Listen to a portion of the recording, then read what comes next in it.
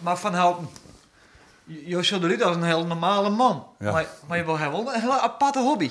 Ik hoop dat ik een normale man ben.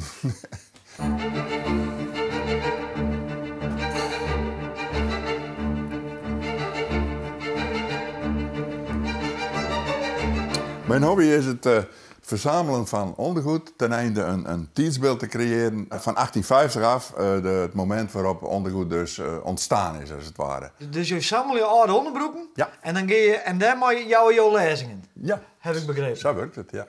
Ja, en een lezing vind ik altijd een heel beladen woord. Ik neem het zelf meer een conferentie of een vertellingje, ja. Wat is dan jouw beste grap? Nou, de beste grap, nou, ik zal één ding waaien aan, dat is deze.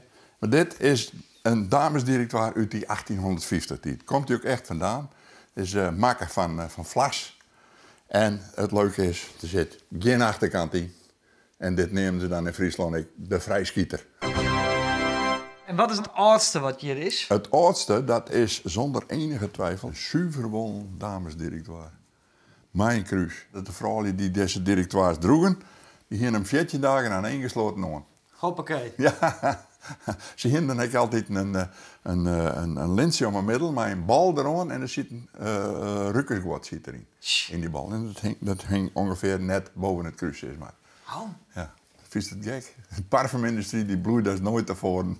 Ik noem dit altijd de afdeling martelwerktuigen. Daar heb ik een heel afdeling van, want naast dit cachet heeft dan ik nog een corselet. Mooi nou, deze dingen. Ja, dit wordt al beter. Ja, sexy, hè? Ja. Stoeipakje met het. En die is dus van elastiek maken. Nou, dat was net weten. Dan kist echt met die volgeweg erom hingen. En daar moet dan een vrouw in. Jongen. Maar misschien is dat wel goede tactiek, want daar is die ergens het uit. Nou, maar, zo denken. Dit is ik een onderbroek, hè? Dat is een van de laatste modellen die ik dan show.